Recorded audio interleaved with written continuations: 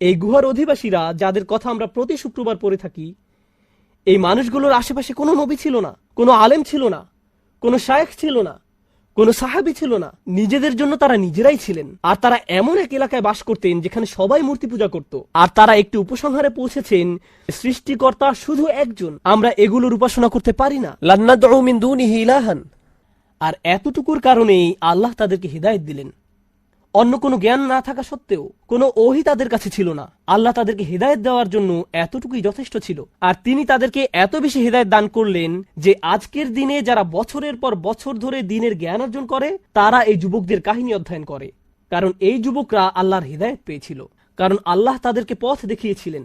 আপনার পরিস্থিতি যত অন্ধকারচ্ছন্নই হোক না কেন, আপনার যদি আল্লাহর উপর আশা থাকে, এটাই যথেষ্ট।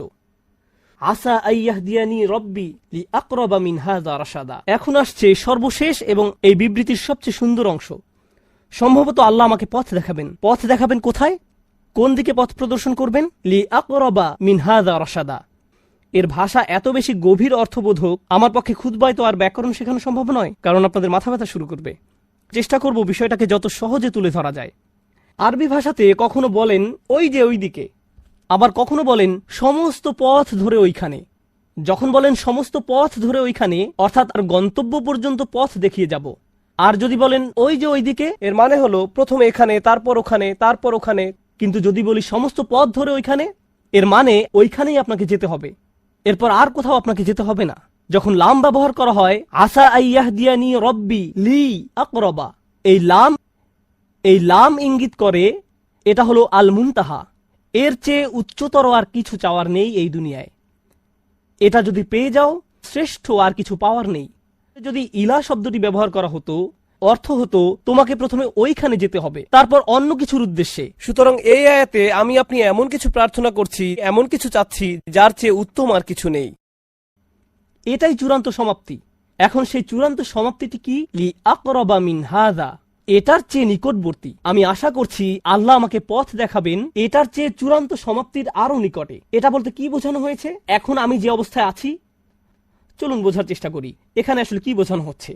আমাদের সবার আলহামদুলিল্লাহ সুম্মা আলহামদুলিল্লাহ কোনো না কোনো মাত্রায় হেদায়েত রয়েছে। আমরা যে শুক্রবারে আল্লাহর ঘরে একত্রিত হয়েছি, এটা প্রমাণ করে যে আল্লাহ আমাদের সবাইকে কোনো না কোনো মাত্রায় হেদায়েত দিয়েছেন। কাউকে তিনি বেশি হেদায়েত দিয়েছেন, আবার কাউকে কম হেদায়েত দিয়েছেন। সালাতে কারো মনোযোগ বেশি থাকে, আবার কারো কম মনোযোগ থাকে। আমরা সবাই একই পর্যায়ে নেই, এটা সত্য। কিন্তু জানেন এই দোয়া আমাদের কি শেখাচ্ছে? আমার চূড়ান্ত লক্ষ্য হলো আমাকে আল্লাহর আরো নিকটবর্তী হতে হবে।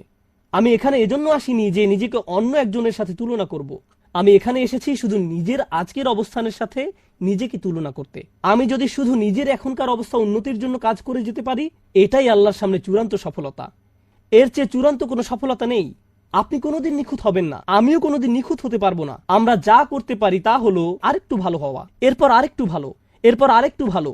শুধু দিন দিন ক্রমাগত উন্নতির চেষ্টা করুন। যদি কেউ এভাবে আল্লাহর নিকটবর্তী হওয়ার চেষ্টায় রত থেকে মারা যায়, সে সফল। অনেক মানুষ কি করে জানেন?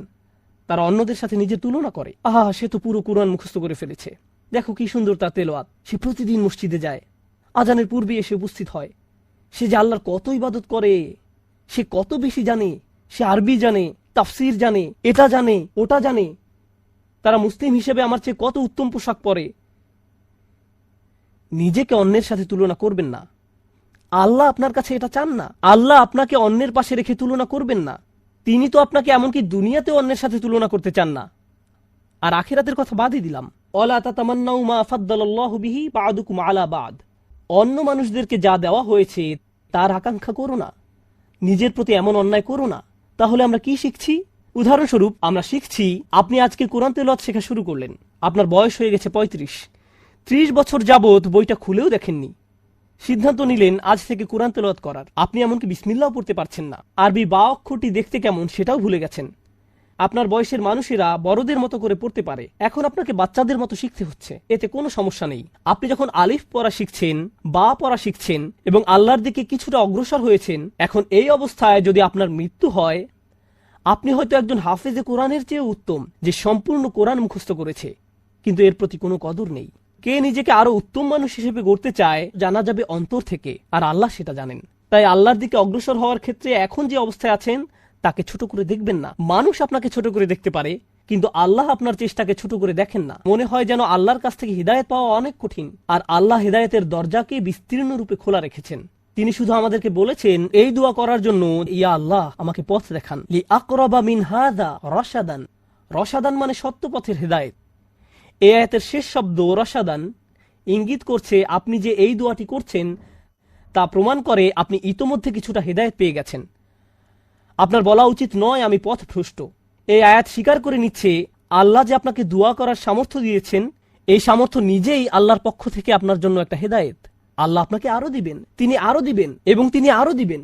মুসলমানরা এমনই আশাবাদী এক জাতি, যখন পৃথিবীতে হেদায়েত নেমে আসে তখন এর সাথে প্রশান্তি আসে, ইতমিনান আসে, হৃদয় প্রশান্তিতে পূর্ণ হয়ে যায়।